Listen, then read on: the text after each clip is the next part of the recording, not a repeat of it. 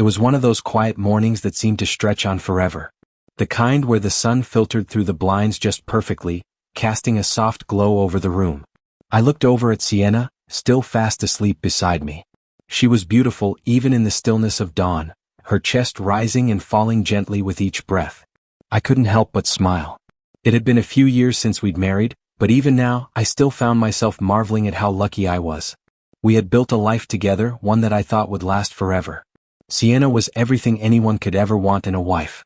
She kept the house immaculate, always took care of everything and made sure I felt loved and appreciated. I never doubted that she loved me, but there was always something in the back of my mind that made me feel like I was missing a piece of the puzzle. Perhaps it was just the nature of relationships. Life gets busy, people grow, and you change in ways you don't even realize. I never questioned her loyalty, until that moment. Everything was normal until it wasn't. It started with the small things.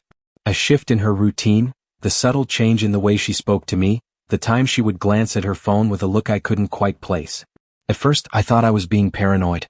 Sienna had always been the kind of person who kept to herself when things were bothering her. Maybe she was just going through something, I told myself. Maybe it was work or something unrelated to me. But the changes kept happening. We used to talk for hours about everything and nothing, laughing, planning, dreaming. Now, when I tried to engage her, she seemed distant, lost in thought. Her eyes, once warm and inviting, felt like they were somewhere else. I remember the first time I noticed it clearly. We were sitting at the dinner table and I had just come back from a business trip. I asked her how her day had been, and she barely looked up from her plate. Her response was brief, and there was a hint of frustration in her voice. I let it slide, thinking it was nothing. But deep down I felt the shift. Something had changed, and it wasn't just the day-to-day stress of life. I tried to ignore it. I thought maybe I was just reading into things. But then one night as we lay in bed, she turned to me, her voice shaking as she spoke. "I need to tell you something." My heart dropped into my stomach. I knew right away it was something serious. I had seen her like this before, her eyes wide, filled with a mixture of guilt and fear. She looked like she was about to confess something I wasn't prepared for. I've been seeing someone else," she said, her voice barely a whisper.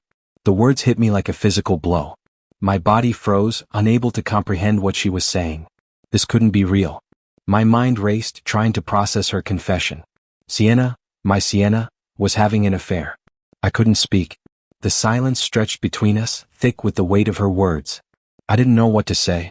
The woman I had loved for years had betrayed me. I had trusted her completely, never once doubting that we had built something special. But in one single sentence, everything we had was called into question. I wanted to scream, to demand answers, but the words wouldn't come. Instead, I lay there, numb. She explained everything, how it had started, how it had happened. Her voice was shaky and I could see the tears welling up in her eyes, but I felt nothing. I couldn't bring myself to feel anger or sadness. I was just empty. The woman I had loved, the one I had shared my life with, had chosen someone else. After a few moments, I turned away, pulling the blanket over my head. I needed space to think, to process what was happening. How could she do this to me? How could she betray everything we had built? But even as I lay there, my mind racing, a small part of me understood. The changes in her had been so gradual, so subtle, that I had never seen them coming. Maybe I had been blind to it. Maybe I had been too busy, too caught up in my own life to notice that something was slipping away. The truth was, I had always been the quiet one. The one who kept to himself, who didn't push for much. Sienna was the one who held our world together, the one who made everything look easy. Maybe she had grown tired of holding it all up. Maybe she needed something more, something I couldn't give her. I didn't know how long I lay there in that silence, processing her confession, trying to find the words that would fix everything. But no words came. No amount of talking, no amount of pleading would undo what had already been done. And in that moment, I knew something had changed. The woman I had loved, the woman who had been my whole world, had slipped away from me. And I had no idea how to bring her back. The days that followed felt like a blur. Sienna's confession had shattered everything, but I was still struggling to put the pieces back together. She spent most of her time apologizing, explaining how it had happened, how it was a mistake. She seemed genuinely remorseful, but her words were like a distant echo in my mind.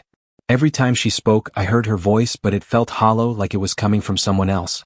It didn't feel like the woman I had married. I tried to act like nothing had changed. I went to work, made small talk with colleagues, and came home to an atmosphere that was suffocating with unspoken tension. But inside I was crumbling. I couldn't bring myself to forgive her, not yet, not when the wound was so fresh. I couldn't look at her the same way again. Sienna, on the other hand, seemed determined to fix things. She would cook dinner, leave me notes apologizing, and try to make things right. But the truth was, every time she tried, it only reminded me of the betrayal. I would look at her and feel nothing but emptiness. The warmth that once existed between us had evaporated, leaving nothing but cold, distant air. One night, a week after her confession, she came to me with a fragile hope in her eyes. She looked like she wanted to say something, but her voice faltered. I could see she was struggling. "I don't expect you to forgive me," she said, her voice trembling. "I just need you to know that I regret it. I made a terrible mistake and I am so sorry." The words should have been enough, right? A simple apology, a confession of guilt. But they weren't enough for me. I wanted to scream, to shout at her, to make her understand the damage she had caused. But all I could do was nod.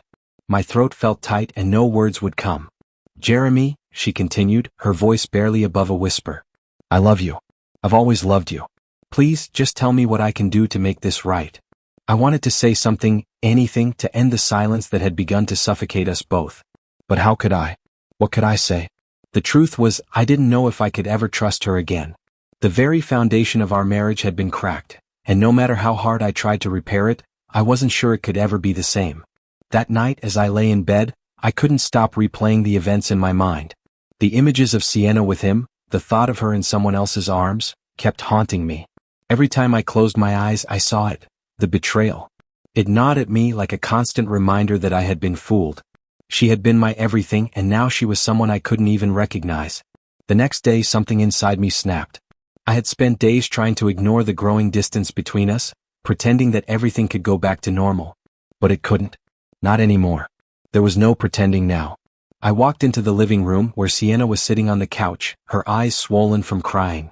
She looked up at me with hope, her face filled with desperation. But all I could see was the woman who had torn my heart apart. "Sienna," I said, my voice steady but cold. "I can't do this anymore.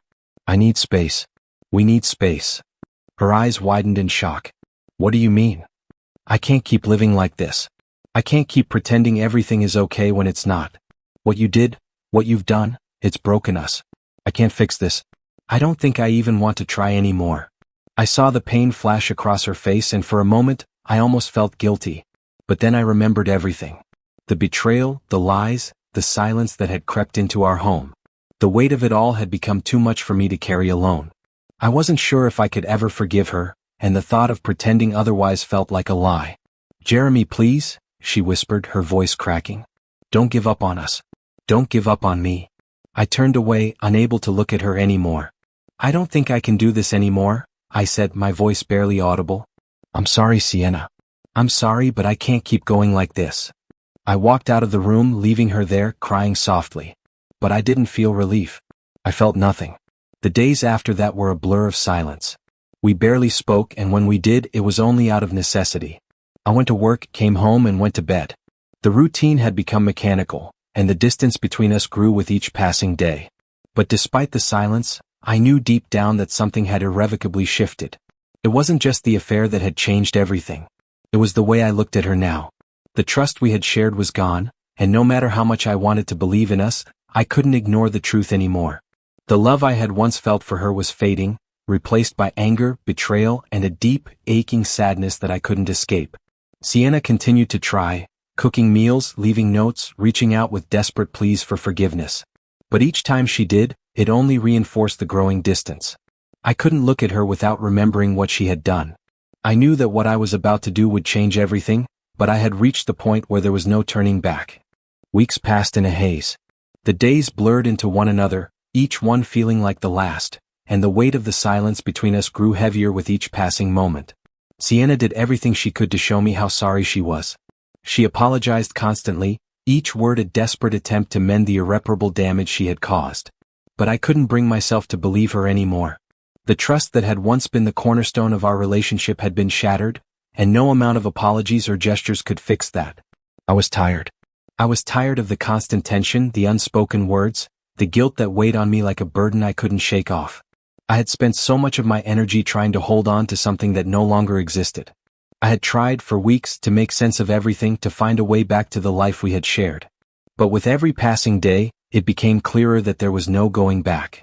Sienna was still there, physically, but emotionally she had become a stranger to me. Her presence was a constant reminder of what we had lost. The woman I had loved, the woman who had been my everything, was now the source of my pain. Every time I looked at her, I saw only the betrayal. Every time she reached out to me, I felt the distance between us widen. I had spent so much time trying to understand what had gone wrong, but the truth was, I didn't have all the answers. I couldn't make sense of her actions. I couldn't understand why she had done it. All I knew was that I had been left to pick up the pieces of my broken heart, and I wasn't sure I could do it anymore. It was a Friday evening when I finally made the decision. I had been thinking about it for days, weighing the consequences, wondering if I was doing the right thing. But deep down, I knew that there was no other choice. I couldn't keep living like this. I couldn't keep pretending that things were going to get better when I knew in my heart that they weren't. I walked into the living room where Sienna was sitting on the couch, her eyes red from crying. She looked up at me, her face full of hope, as though she thought that somehow, something had changed. "Jeremy, I know I've hurt you," she said, her voice shaky. "But please, I'm begging you, don't give up on us. I want to fix this. I love you and I'm so sorry." I stood there for a moment, staring at her. Her words should have been enough to move me, but they weren't. They were just words. Words that couldn't erase what had happened. Words that couldn't undo the betrayal that had torn us apart. "I've been thinking," I began, my voice steady but cold, "and I've made my decision. I don't think I can keep doing this anymore." Her face fell and she stood up, walking towards me. "Jeremy, no. Please just give me a chance. I can't lose you. Not like this." I shook my head, the finality of my decision sinking in. "Sienna, you've already lost me. What you did, it broke something inside of me. I can't keep pretending that I can forgive you when I don't even know if I can trust you again." Her eyes filled with tears and she took a step back as though my words had physically pushed her away. "Jeremy, please don't do this. I've learned from my mistake. I swear I have. You mean everything to me." I sighed, feeling the weight of the decision press down on me. "I know you're sorry, but it's not enough. What happened, it's something I can't forget. And I don't think I can ever look at you the same way again. Not after everything." She stood there, trembling, trying to hold back the sobs that threatened to break free. But I couldn't stop. I couldn't go back. The woman who had once been my whole world had become someone I didn't even recognize. And no matter how much she begged, no matter how many times she apologized, the damage had been done. "Sienna," I said, my voice softer now but firm. "I think it's time for us to go our separate ways." She looked at me in disbelief, as though she couldn't comprehend what I was saying. "No, Jeremy, please. Don't do this. I love you."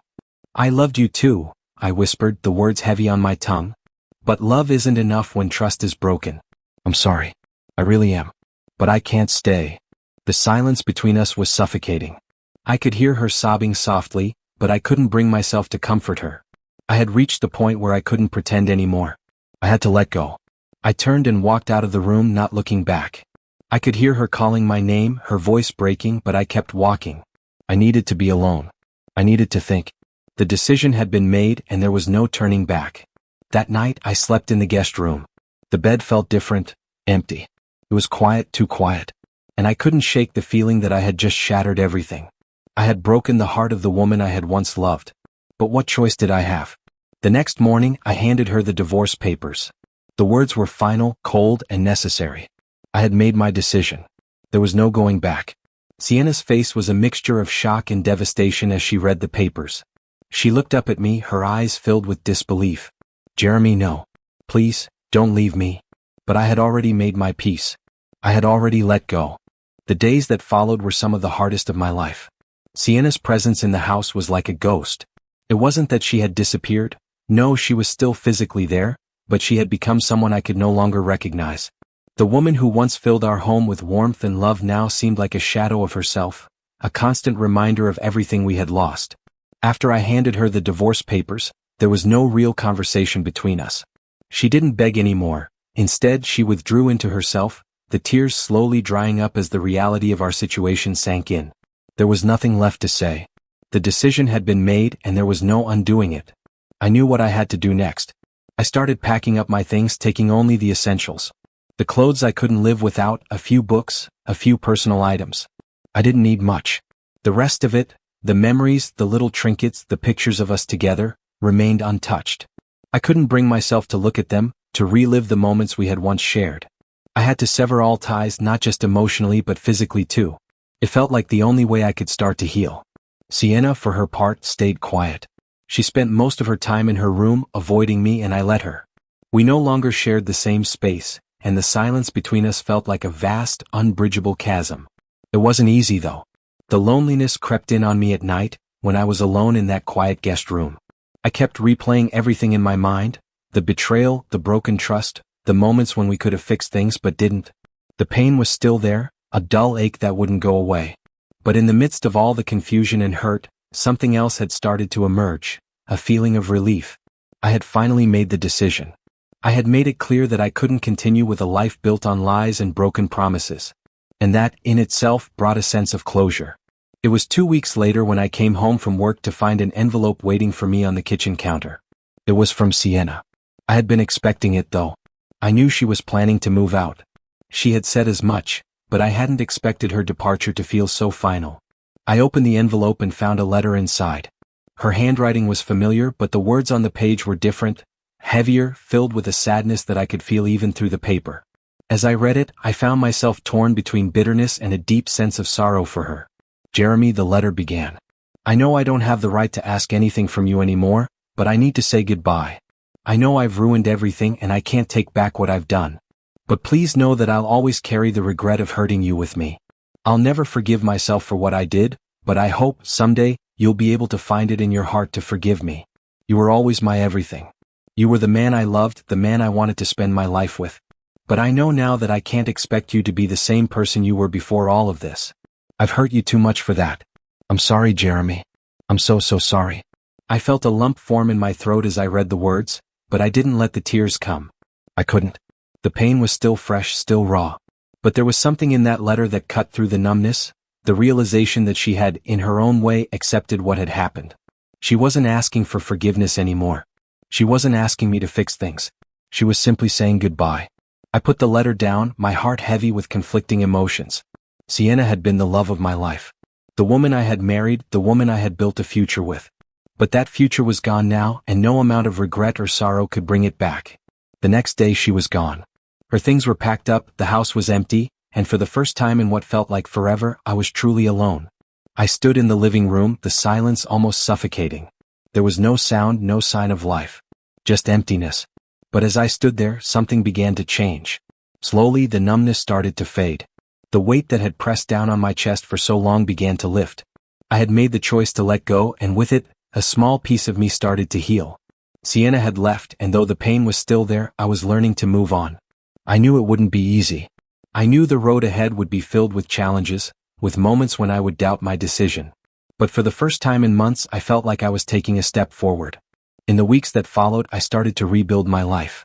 I threw myself into work, spending time with friends, and eventually I started to take care of myself in ways I had neglected for too long. I went for walks, started cooking again, and slowly I found joy in the little things. The simple acts of living that had once been overshadowed by grief and betrayal. But the most important thing I learned through all of this was the value of closure.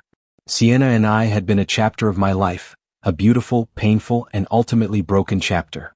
But now it was over and I was finally ready to start a new one. And though I couldn't forget her and I could never erase the pain she had caused me, I was learning that sometimes, the greatest form of love is letting go. Not just for the other person but for yourself.